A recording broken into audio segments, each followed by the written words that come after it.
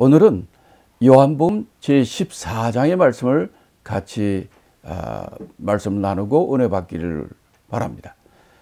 요한복음 크게 세 부분으로 나눠서 제가 강의를 하겠습니다. 1절부터 15절까지는 바로 우리의 길이요 진리요 생명 되신 예수 그리스도에 관한 말씀이고요. 그 다음에 16절부터 26절까지는 보혜사 성령의 오심을 약속한 내용입니다.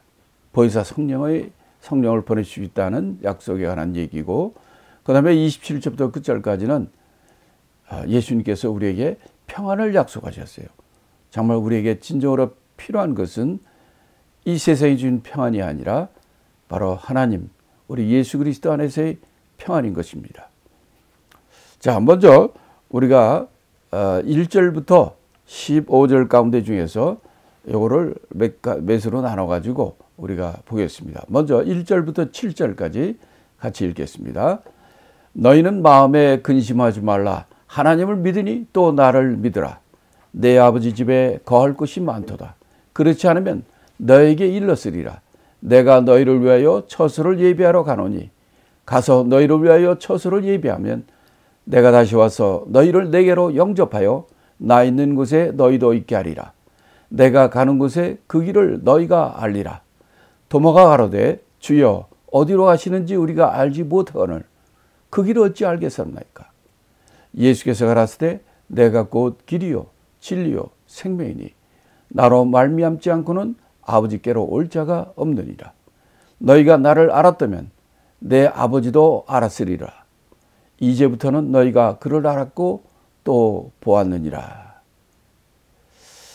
자, 오늘 이 말씀에 보면 1절에 보면 예수님께서 첫 번째 뭐라고 말씀하냐면 너희 마음에 근심하지 말라, 이런 말씀을 하십니다.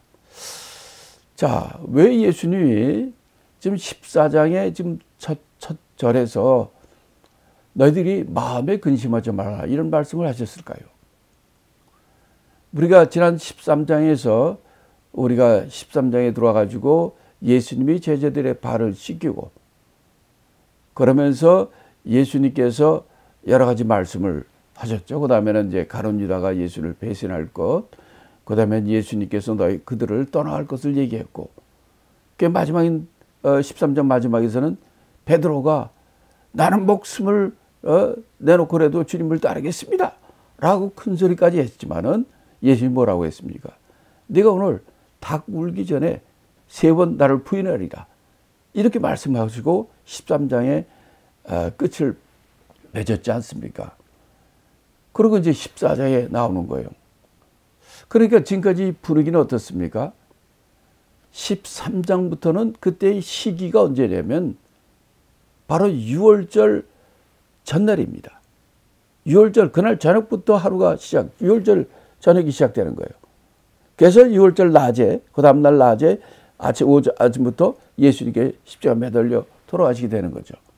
바로 이때 그 전날에 예수님께서 그들과 함께 식사를 하시고 식사 후에 예수님께서 물을 준비하고 수건을 허리에 메고 그들의 제자들의 발을 씻긴 거 아닙니까?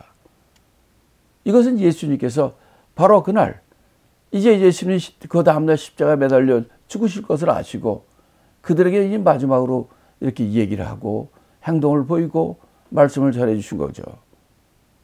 이때 마지막에 가룟 유다도 그를 팔라고 나갔고, 또 예수님께서 내가 아버지께로 돌아가리라, 내가 떠나가리라, 그러니까 이들이 우리가 주님을 지키기 위해 목숨을 내놓고라도 주님을 지키겠습니다, 함께 하겠습니다, 큰 소리 쳤지만은 분위기가 어떻게 됐습니까? 아니, 예수님이 제자는 솔직하게 이때까지만 해도 예수님 메시아인 걸 알았습니다. 그렇지만 그들이 아는 메시아는 어떤 메시아입니까? 다윗 왕과 같은 메시아예요. 영광의 메시아예요. 근데 성경에 나온 메시아는 두 가지입니다. 바로 영광의 메시아와 동시에 고난의 메시아예요. 우리 위하여 6월절 어린 양같이 우리가 죽음을 당하시고 고난을 당하시는 고난의 메시아란 말이에요. 근데 예수님의 제자들은 이 수혜자들이라도 내가 예수님 메시아가 되면 나는 우편에 좌편에 앉으리라 서로 싸우고, 이렇게 아직도 어린 신앙이 어린 그들의 수준이었습니다. 그러니까 그 예수님이 내가 아버지께로 돌아간다 하니까, 내가 죽는다 하니까 그들의 마음에 뭐가 오겠습니까? 그러니까 전부들 숙연해지고 저희들 근심이 마음에 꽉 찼던 거예요. 이럴 때 예수님께서 그들을 아시고 너희가 마음에 근심하지 말라, 이렇게 말씀한 거죠. 자, 그러면 오늘 이 말씀에서 보면은 예수님께서 너희 마음에 근심하지 말라, 어떤 말씀으로 왜 너희가 마음에 근심하지 말아야 될지 오늘 본문을 통해서 예수님이 어떤 내용을 가지고 우리에게 알려주신지 알아보겠습니다. 자, 마음에 근심하지 말라. 우리가 모든 사람이 다 근심하잖아요. 이 코비드-19 이것 때문에 사람들 이제 확진자 숫자가 확 늘어나고, 그러니까 전부들 근심 걱정이 많아지고, 또 이것 때문에 락다운이 걸리고, 또 몇 명 이상은 모이지 못하게 하니까 또 장사도 안 되고 정말 근심 많죠. 근데 예수님께서는 예수님이 죽게 된다 할지라도 너희가 근심하지 말라는 거예요. 근데 근심은 어디에다 근심합니까? 오늘 본문 1절에서 뭐라고 합니까? 내 마음에, 너희는 마음에 근심하지 말라, 이렇게 했어요. 이게 마음의 문제입니다. 우리가 돈이 있고 우리가 육신이 건강하고 뭐 이런 게 중요한 게 아니라 마음이 병들면 육신이 병드는 거예요. 마음에 근심이 오면 온 몸과 영혼이 병드는 거예요. 그래서 특별히 여기서도 마음에 근심하지 말라. 마음은 여러분의 생명의 근원이에요. 여러분 마음에 어떤 마음을 가지냐에 따라서 여러분이 예수를 믿을 수 있고 안 믿을 수도 있는 거예요. 여러분이 이 길로 갈 수도 있고 저 길로 갈 수 있는 거예요. 그래서 우리 마음이 중요하다고 계속해서 말씀하는 겁니다. 그러니까 너희가 마음에 예수를 믿으면 너희가 구원 얻는다고 그러잖아요. 그렇기 때문에 우리가 예수 믿고 안 믿고 지옥 가고 천국 가는 거는 어디에 달려 있느냐? 여러분의 마음이 예수를 믿느냐 안 믿느냐에 여러분에 달려 있는 거예요. 하나님께서 믿음을 주셔야 믿지. 그거는요, 은혜로 얘기하는 건데 그렇지 않습니다. 성경은 뭐예요? 만약 하나님께서 우리에게 믿음을 안 주셔서 내가 안 믿고 지옥 갔다 합시다. 그럼 그 사람 탓이 아니잖아요. 하나님 믿음을 안 준 거 아닙니까? 근데 성경은 항상 뭐라고 얘기합니까?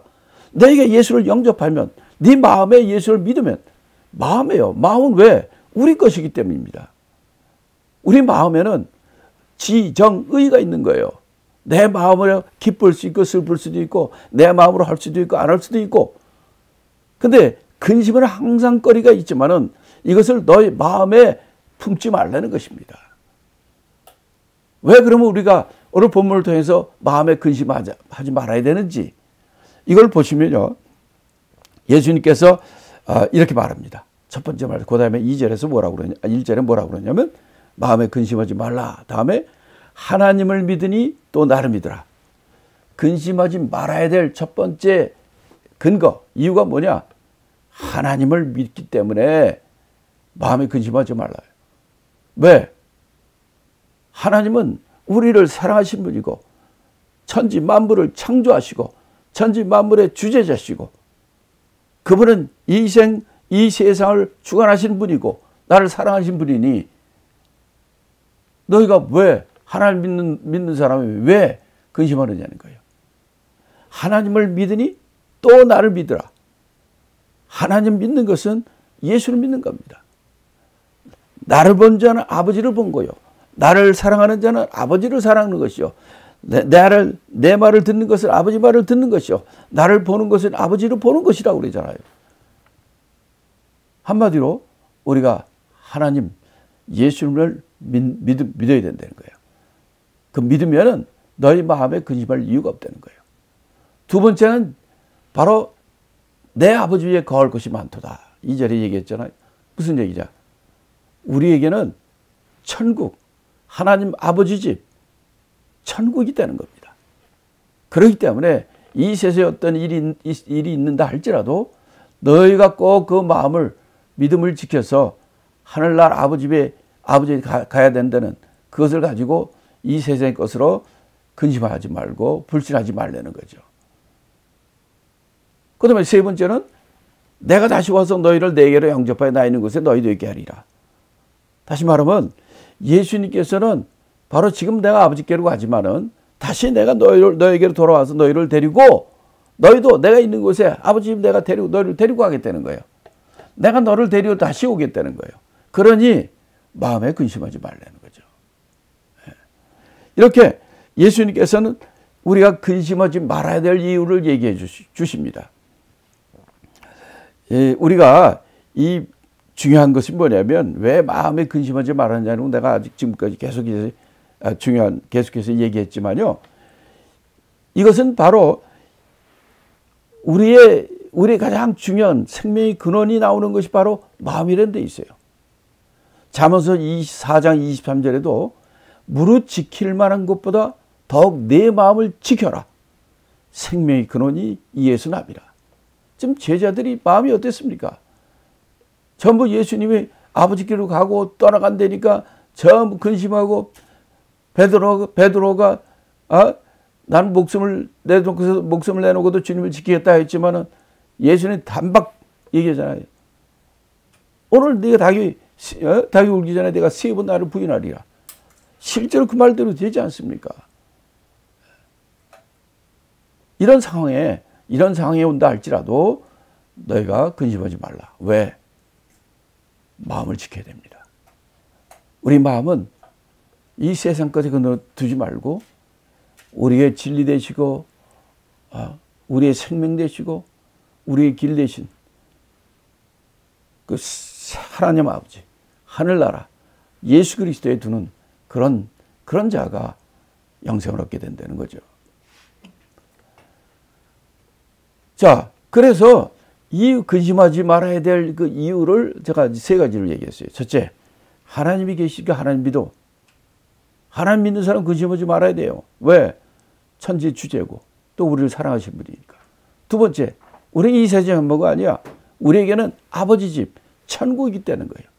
세 번째는 바로 예수님께서 하늘나라로 가지만 바로 이 천국에 여러분의 처소를 다 준비하면 데리러 오신다는 거예요. 그러니 근심하지 말라는 거죠. 그러면서 4절에서 뭐라고 하냐면 내가 가는 곳에 그 길을 너희가 알리라. 지금 예수님이 떠나간다는데 예수님이 뭐라고 하냐? 내가 가는 길, 내가 가는데 그 길을 너희가 알 거라는 거예요. 이거를 무슨 말인지 알 수가 없죠, 이 사람들은. 그러니까 이 도마가 물어봅니다. 아니 주여, 주님이 어디로 가는지 알지 못하는데 어떻게 그 길을 우리가 알겠습니까? 예수님 내가 가는 곳에 그 길을 너희가 알리라 했지만은 도마는 예수님의 제자리에 이 의심하는 도마 아닙니까? 아니 도대체 주가 어디로 가는지도 알지 못하는데 그 길을 우리가 어떻게 합니까? 이런 말을 하는 거예요. 이때 그 길을 어찌 알겠습니까? 이렇게 도마가 얘기하니까 예수님이 뭐라고 해요? 내가 곧 길이요 진리요 생명이니 나로 말미암지 않고는 아버지께로 올 자가 없느니라. 이 유명한 예수님께서 우리에게 주신 아주 유명한 말씀이죠. 길이요 진리요 생명이니. 요한복음에는 7번의 예수님의 자기 주장. 예수는 생명의 떡이라. 예수는 세상의 빛이라. 또 여기서는 예수님의 길이요 진리요 생명이라. 또 요한복음 11장에는 예수님께 부활, 생명의 부활. 이렇게 7번에 걸쳐서 예수님이 나는 누구이다. 나는 어떤 사람이다. 어떤 분이다. 라는 것을 계속해서 얘기합니다. 자, 이렇게 얘기하시면서 중요한 얘기가 나로 말미암지 않고는 아버지께로 올 자가 없느니라. 그러니까 하늘나라 아버지 집에 가려면은 예수님을 통과하지 않으면 갈 수가 없다는 거예요. 자, 여기서 우리는 이 요한복음 14장의 예수님의 이 말이 우리는 문화적으로 또 그 어떤 그들의 생활 양식을 알지 못하기 때문에 이것이 잘 이해가 안 될 수도 있습니다. 그런데 이 말은 유대인이면 이게 무슨 말인지 잘 압니다. 특별히 예수님이 이 말씀을 하죠. 내가 너희를 위하여 처소를 예비하러 가는데 내가 가가지고 너희를 위하여 처소를 예비하면 내가 다시 와서 나 있는 곳에 너희를 데리고 나 있는 곳에 데리고 오리라. 이렇게 얘기를 하잖아요. 이것은 무슨 얘기냐면 신랑이 신부한테 청혼해가지고 신부 집에 가서 그 어른들을 만나고 청혼을 해가지고 그 성혼이 되면은 정혼이 됩니다. 그래서 둘이 결혼하기로 하나님 앞에 약속하고 이제 그거 다 서약을 한 다음에 신랑은 그 이제 신부를 맞을 준비를 하라 자기 집으로 돌아갑니다. 자기 집에 돌아가서 자기 집, 아버지 집에 거기에 그들이 살 처소, 신랑 신부가 살 집을 만듭니다. 그 신랑이 그걸 다 주도적으로 다 대략 1년 정도 걸린다고 그러는데 그동안에 그 신랑은 부지런히 신랑 신부가 살 집을, 그 아버지 집에 신랑 신부가 살 집을 만듭니다. 그래서 그 집을 다 만드는 것을 아버지가 보고 아버지가 봤을 때 이게 내일쯤에 다 끝나겠구나. 이러면은 이제 그거 다 될 때 신랑 보고 야 가서 내 신부 아내를 데리고 와라. 이렇게 아버지만이 다시 데리고 올 그때를 압니다. 그래서 이 마지막 종말 때도 예수님께서 마태복음 24장 36절에 아들도 모르고 천사도 모르고 오직 아버지만 아시느니라 라고 한 것처럼 신랑이 신부를 데리고 오는 그 시때 예수님이 재림한 때는 누구도 모릅니다. 아버지만이 알아요. 아버지가 그 집을 만드는 그 아들한테도 얘기 안 합니다. 이따가 다 되면 야 신부 네가 오늘 밤 가서 데리고 와라. 그러면 그 즉시로 그 신랑은 신부를 데리러 뛰어가는 거예요. 그럼 한편 신부는 언제 신랑이 나를 데리러 오나 그건 언제 데리고 올지 모르기 때문에 항상 준비하고 있는 것입니다. 그래서 신랑이 오는 것을 보면 그의 친구들과 그의 식구들이 신랑이 오는 것을 보고 다 돌아와서 준비하고 거기서 이제 신랑이 신부를 데려갈 준비를 하고 다 준비가 된 후에 그 신부를 데리고 신랑 집으로 오는 것입니다. 바로 이 사건이 바로 이거 똑같은 얘기예요. 내가 아버지께로 가서 돌아가는데 처소를 다 예비하면 내가 너를 데리고 아버지 있는 내가 살 곳에 데리고 너희를 가리라. 이렇게 예수님이 너희를 데리고 온다라고 얘기한 거예요. 근데 이 도마는 그 길을 어찌 우리가 알습니까? 이러니까 예수님께서 그들이 길을 어찌 알겠습니까? 도마가 얘기하니까 예수님께서 유명하신 내가 곧 길이요 진리요 생명이라. 그러면서 나로 말미암 것은 아버지께로 올 자가 없느니라. 이렇게 말한 거예요. 그렇죠. 신랑 대신 예수 그리스도 아니면은 아버지께로 데리고 올 자가 없습니다. 왜? 신랑은 예수님이 신랑이니까. 우리는 어떤 자입니까? 신부입니다. 그래서 성경은 모든 믿는 자가 예수님의 신부가 된다. 이렇게 말씀하는 거예요. 그러면서 이제 7절에 너희가 나를 알았다면 내 아버지도 알았으리라. 그죠? 유명한 말이죠. 예수님께서는 너희가 나를 알면 너희가 아버지도 알아야 되는 거야. 나를 본 자는 아버지를 본 거야. 내 말은 아버지 말이야. 나를 사랑하는 자는 아버지 사랑하는 거야. 나를 공경하는 자는 아버지를 공경하는 거야. 그러나 나를 미워하면 아버지를 미워하는 거야. 이렇게 예수님은 끊임없이 이런 말씀합니다. 그래서 7절에 이제부터는 너희가 그를 알고 또 보았느니라. 나를 보면 아버지를 본 거고 나를 알면 아버지를 본 것이기 때문에 예수님께서는 계속해서 아버지와 예수님과 아버지의 관계를 얘기하고 그들에게 확신시켜 주시는 겁니다. 여기서 예수님께서는 나는 길이요 라고 하는 얘기를 했잖아요. 이 길, 우리가 보이는 이 아스팔트 길만 길이 아니죠. 여러분의 인생도 인생길이 있습니다. 그 길을 진짜 우리가 잘 보지 못하지 않습니까? 이 아스팔트 길이나 하이웨이 길은 있으니까 그걸 따라가면 되는데 우리의 인생길은 이거는 보이지 않나요? 근데 예수님 뭐라고 얘기냐면 나는 길이요. 다시 말하면 하나님 아버지께로 가는 유일한 길이라는 거예요. 그래서 나로 말미암지 않게는 아버지께로 올 자가 없다 이렇게 말씀하는 거죠. 또 히브리서 9장 8절에도 성령이 이로써 보이신 것은 첫 장막에 서 있을 동안에 성소에 들어가는 길이라 이렇게 말합니다. 이건 성령으로 이렇게 보여주시는 길이라는 거예요. 또 히브리서 10장 20절에도 우리를 위하여 휘장 가운데로 열어놓으신 새롭고 산 길이라 이렇게 말씀합니다. 길은 보이는 길이 있고요. 보이지 않는 길이 있고요. 세상적인 길이 있고 생명을 주는 영적 의미의 길이 있어요. 하나님 예수님이 길입니다. 우리는 보이는 길만 가면 안 돼요. 보이지 않지만 진리의 길을 가야 됩니다. 생명의 길로 가야 되는 것입니다. 또 베드로후서 2장 15절에도 자기가 바른 길을 떠나 잘못된 길로 간다는 거예요. 그게 보입니까? 길은 여러 가지 길이 있어요. 또 베드로후서 2장 21절에도 의의 길을 안 후에 받은 거룩한 명령을 저버린 자들이 되는 거예요. 의의 길을 안 후에 의의 도, 의의 길, 바른 길 이거는 길을 잘 모르는 자죠. 또 베드로후서 2장 2절에도 이로 인하여 진리의 길이 회방을 받을 것이다. 진리의 길이 있어요. 예수는 나는 길이요 진리의 생명이라 하잖아요. 또 고린도전서 10장 13절에도 너희가 시험당할 즈음에 또한 피할 길을 내신다는 거예요. 그래요. 이걸 하셔야 됩니다. 어떤 때는 우리 눈에 정말 살아날 길이 안 보여요. 피할 길을 안 보여요. 그러나 시험당할 때에도 하나님께서는 우리에게 그 피할 길을 보여주신다는 거예요. 그렇기 때문에 우리가 눈에 보이는 것만 쫓아가서는 안 돼요.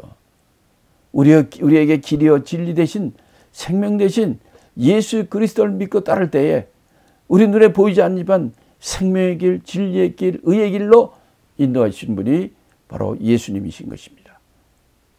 그래서 길 되시고 진리 되시고 생명 되신 예수 그리스도를 믿고 따르는 여러분이 되시기를 바랍니다. 자, 그러면 여기서 보면 또 예수님께서 우리를 처소를 예비하러 예수님이 아버지께로 간다는 거예요. 이건 무슨 의미입니까? 바로 이거는 예수님께서 십자가에 죽으시면 부활하시고 그 다음에 예수님이 아버지께로 가는 승천. 제자를 500명이 보는 가운데 예수님이 승천하지 않습니까? 승천하는 것을 의미하는 거예요. 왜 승천합니까? 왜 하늘로 가십니까? 여러분들을 위해서 처소를 예비하러 가시는 거예요. 그래서 처소가 다 준비되면 다시 너희를 우리를 데리러 이 땅에 오신다는, 이 세상에 오신다는 거예요. 그게 바로 예수님의 재림이죠. 그러면 예수님이 초림이 있고 재림이 있습니다. 예수님의 초림, 2000년 전에 죽으신 거 예수님이 첫 번째 오신 거죠. 육체로 오신 것. 말씀이 육체로 오신 것. 요한복음 1장 14절의 말씀처럼 대초의 말씀이 계시는데 그 말씀이 하나님과 함께 있고 그 말씀이 하나님이라 하셨고 그 말씀이 육체로 1장 14절에 육체로 오셨다 하였고 그분이 스스로 자기를 나타내셨다 18절에 얘기하시고 그 바로 그분이 예수님인데 그 예수님이 이 땅에 오셔서 초림에 이 땅에 오신 목적은 뭐냐면 우리를 위하여 그의 피로 우리 죄를 대속하시고 우리에게 예수님이 부활하심으로 우리도 믿는 자가 부활한다는 것을 보여주시고 바로 우리를 구원하러 피를 흘리러 죽으시러 오신 거예요. 그게 초림의 예수님의 첫 번째 2000년 오심의 목적이었습니다. 그런 다음에 예수님이 아버지 집에 갔잖아요. 그러고 나서 다시 오신다는 거예요. 그럼 언제 다시 오십니까? 다시 말하면 언제 예수님이 재림하십니까? 처소가 다 준비되면 데리러 오신다는 거예요. 그럼 언제 처소가 다 예비됩니까? 알 수 있습니까? 모릅니까? 모르죠. 그건 하나님만 알아요. 그래서 이거는 아들도 모르고 천사도 모르고 아버지만 안다. 이렇게 마태복음 24장 36절에서 말씀하시는 겁니다. 그럼 예수님이 재림이 언제쯤 재림할까? 그건 몰라요. 우리가 알 수 있는 것은 예수님께서 우리를 위하여 하늘나라에서 처소를 다 준비되면 데리고 오신다고 그랬으니까 처소가 다 준비되면 데리고 오세요. 문제는 그 시간을 알지 못한다는 거죠. 이 세상 많은 이단들이 예수님이 언제 몇 년 몇 월 며칠날 재림한다 이런 얘기 많이 하잖아요. 근데 성경은 분명히 얘기합니다. 아들도 모르고 천사도 모르고 오직 아버지만 아느니라. 이거 유대인의 혼인법을 알면 아주 그냥 금방 아는 겁니다. 그런데 그 오는 날은 모르지만은 예수님이 다시 오시는 심판하러 오시는 그때가 언제인지 우리가 알 수는 있어요. 그건 언제냐면 마태복음 24장 14절에 말씀하시기를 천국 복음이 온 땅에 온 민족에 전해지면 그제야 끝이 오리라. 심판하러 오시리라. 이렇게 말씀하거든요. 문제는 이 세상에 얼마나 많은 민족이 있습니까? 그 모든 민족에 복음이 들어가야 된다는 거예요. 그 얘기는 모든 사람, 이 세상 사람이 다 예수를 믿어야 심판한다는 얘기, 다시 오신다는 얘기가 아니라 이 세상에 많은 민족, 언어가 있지 않습니까? 그들에게 그 복음이 전해줄 수 있게 준비가 돼야 된다는 얘기죠. 이렇게 우리가 예수님이 다시 오시는 그 날은 모르지만 그 조건은 대략 우리가 알 수 있는 것입니다. 자, 그 다음에 이제 우리가 전장 13장에서는 베드로가 이런 얘기를 했죠. 예수님이 네가 따라올 수는 후에는 따라오리라 하니까 베드로가 뭐라고 그랬냐면, 지금 우리가 왜 따라올 수 없습니까? 내가 주를 위해서 내 목숨을 버리겠나이다. 이런 우문 현답. 이 베드로의 우문과 예수님의 현답. 이 베드로 질문이 첫 번째 했고, 지금 도마가 두 번째 질문입니다. 우리가 주님이 어디로 간지 모르는데 그 길을 우리가 어떻게 합니까? 라고 이렇게 모르니까 이렇게 말했겠죠. 도마는 원래 의심하는 도마입니다. 이때 예수님이 진리 대신 말씀하잖아요.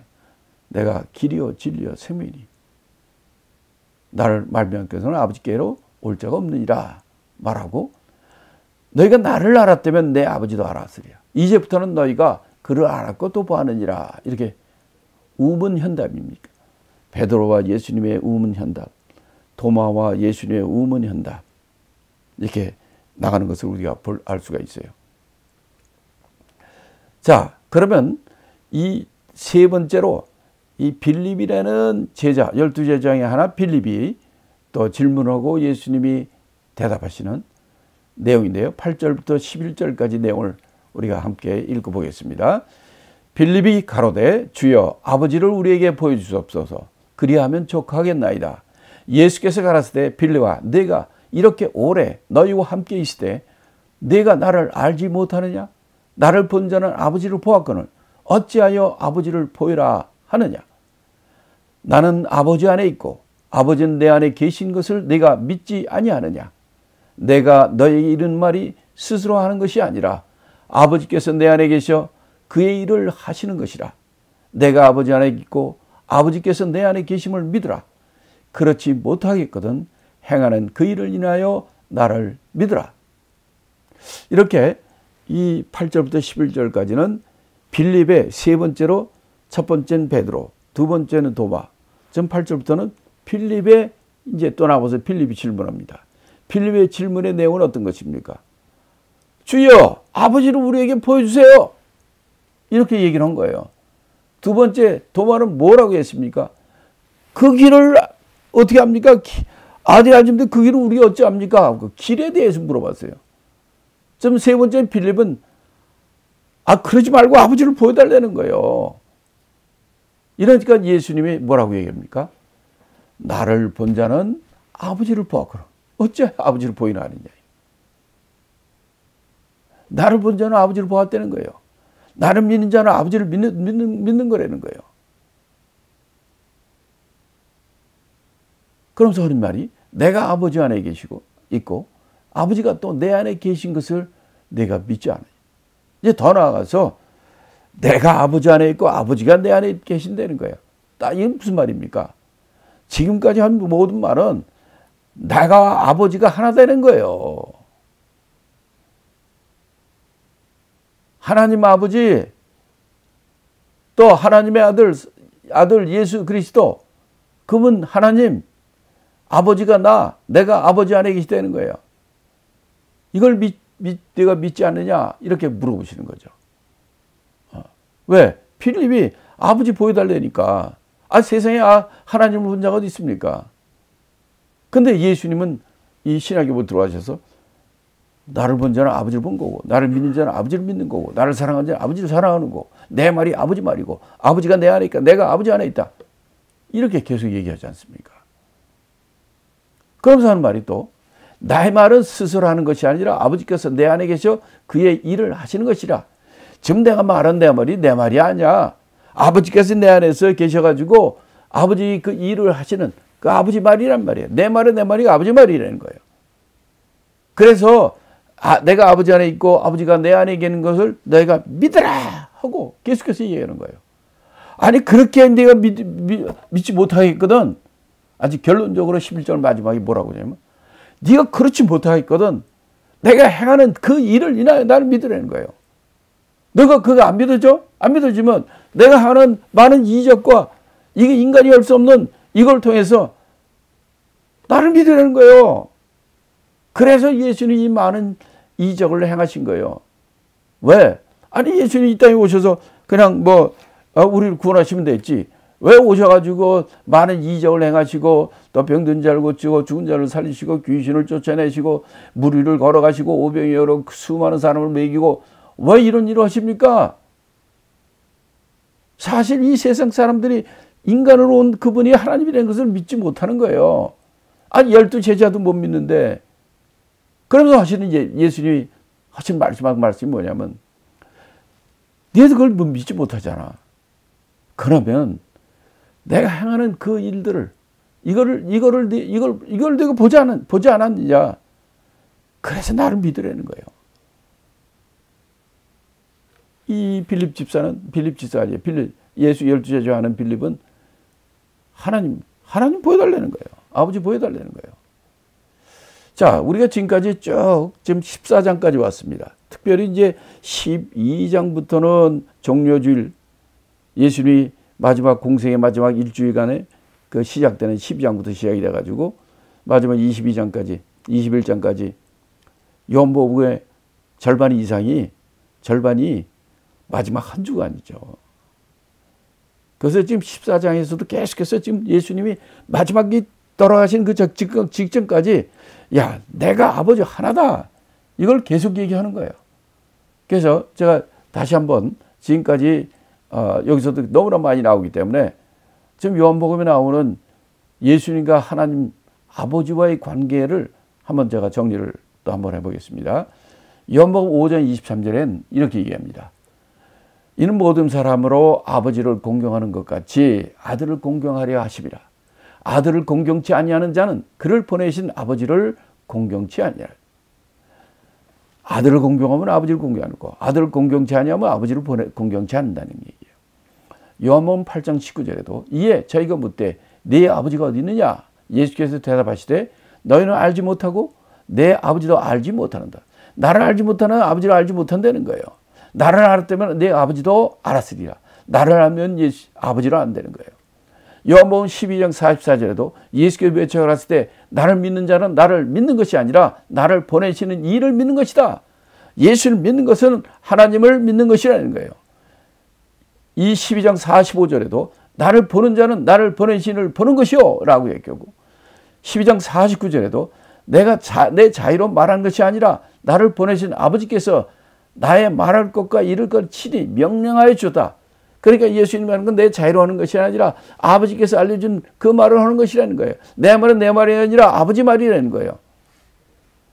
13장 20절에도 내가 진실로 너에게 이르노니 나를 보낸 자를 영접하는 자는 나를 영접하는 것이요 나를 영접하는 자는 나를 보내신 이를 영접하는 것이라.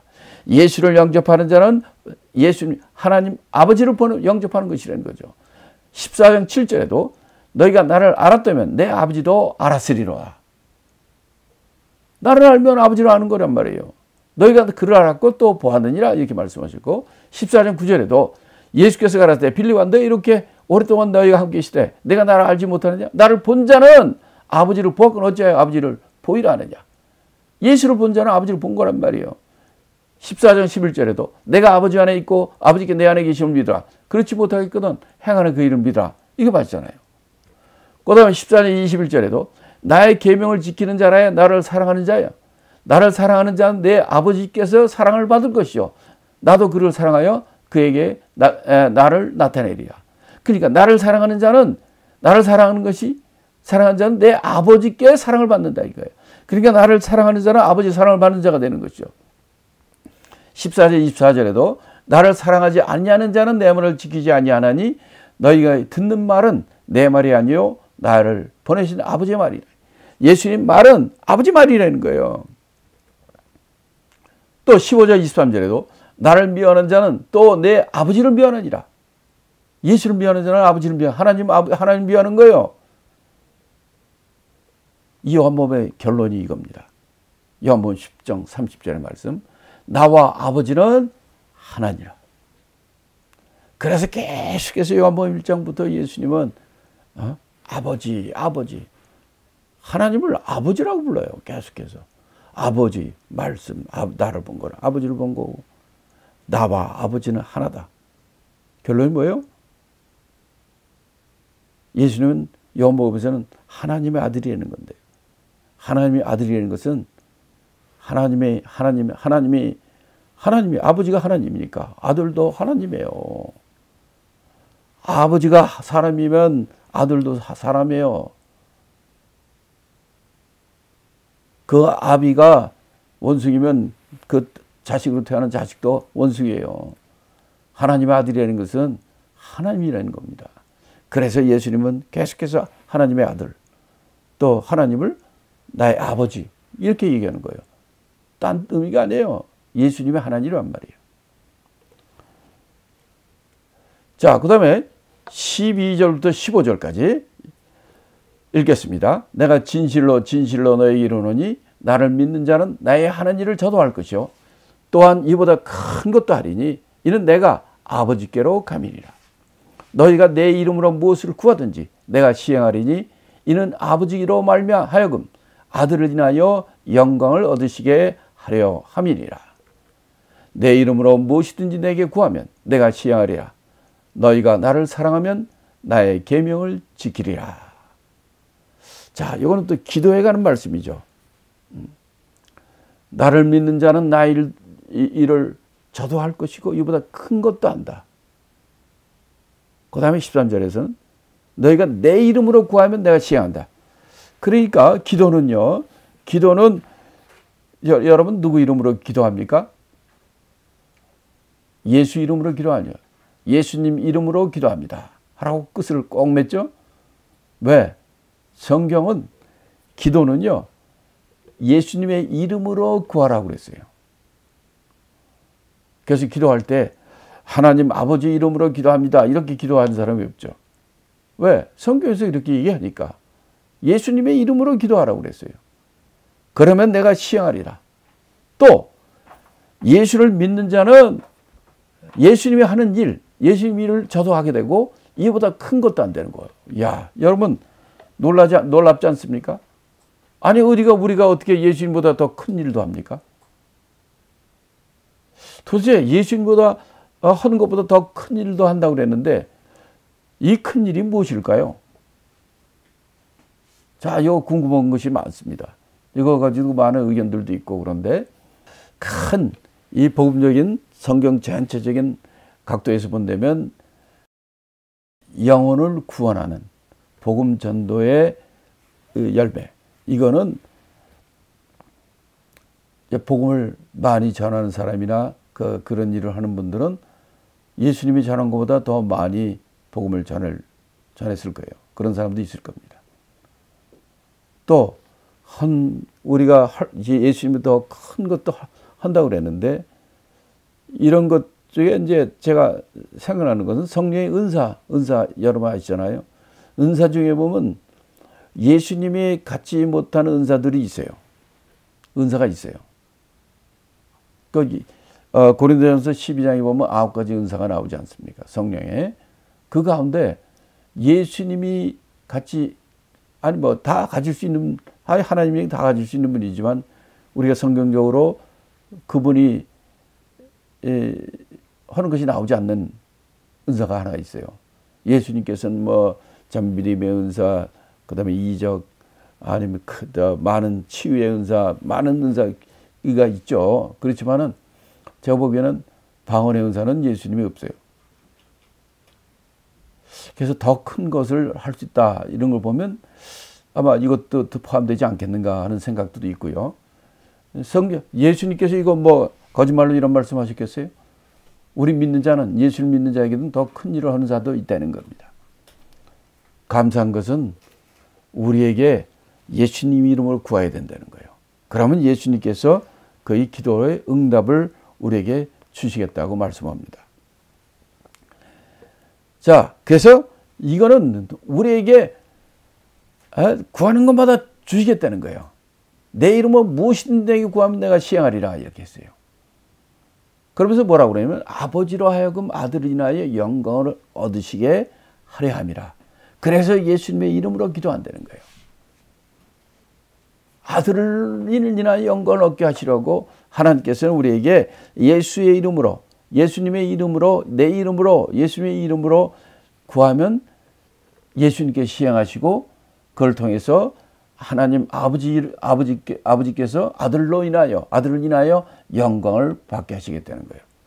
근데 우리가 기도하면 참 여러분 좀 찜찜한 게 많죠. 기도 많이 해야 되는데 기도하지 못해서 이럴 때가 많이 있습니다. 그러면서도 우리가 기도하면 뭐래, 또 기도 뭐 다 이루어지도 않는데 하면서 이런 때도 많이 있죠. 특별히 이제 14장 14절에 보면은 내 이름으로 무엇이든지 내게 구하면 내가 시행하리라 그랬어요.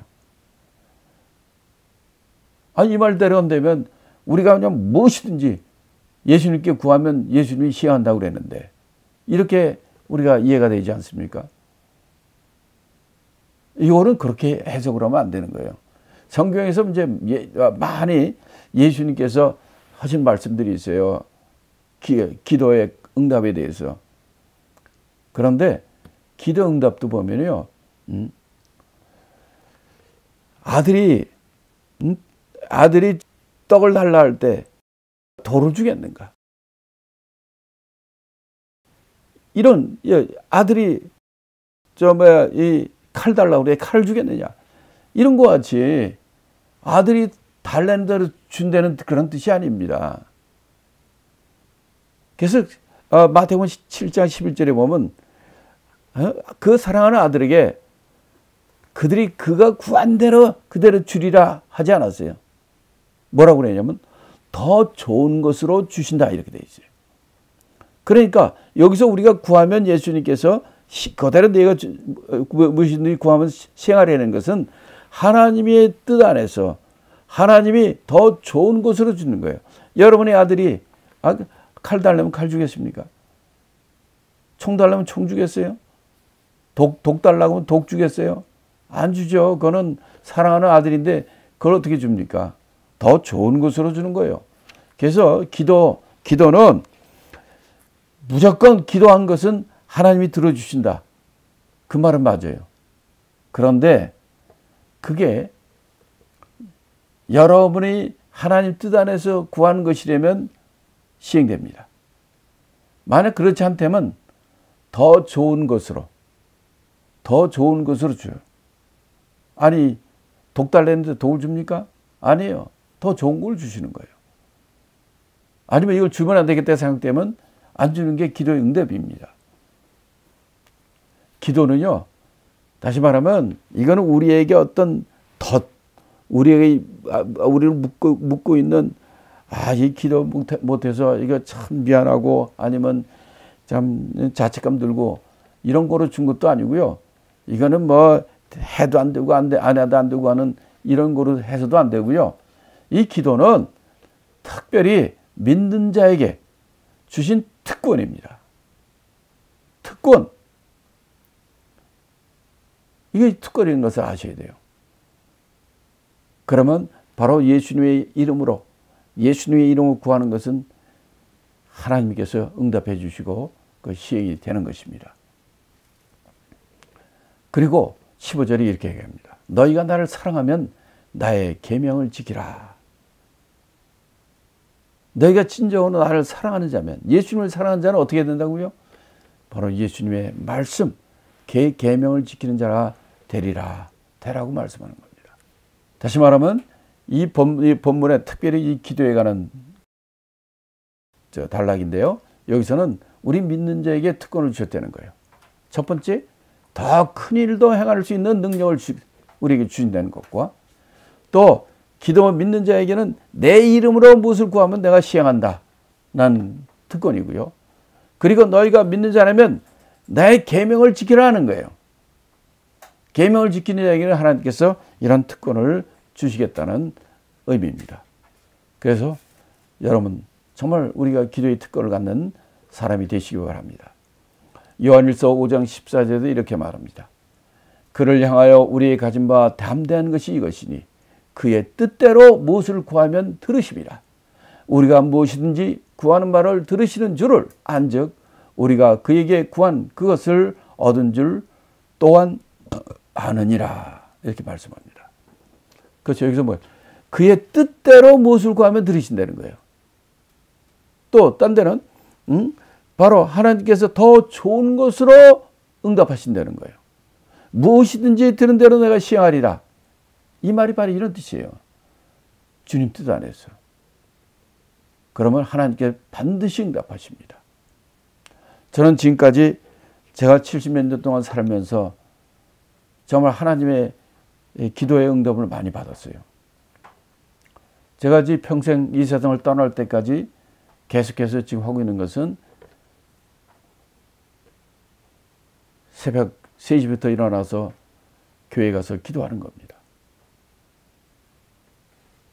내가 이 세상을 떠날 때까지 그렇게 하기로 결심하고 계속적으로 그렇게 기도하는 생활을 하는 것은 제가 24년 동안 중국 선교를 통해서 많은 죽음의 고비, 많은 어려움 가운데서도 하나님께 간구했을 때 이 모든 역경에서 인도하시고 많은 이적과 하나님의 역사를 저에게 베풀어 주셨고 그것을 봤기 때문에 저는 하나님께서 살아계신 것과 하나님께서 하나님 뜻 안에서 구하는 것은 하나님께서 역사하신다는 걸 믿기 때문에 저는 하나님이 나에게 주신 기도의 특권을 이 세상 끝나는까지 사용하려고 결심합니다.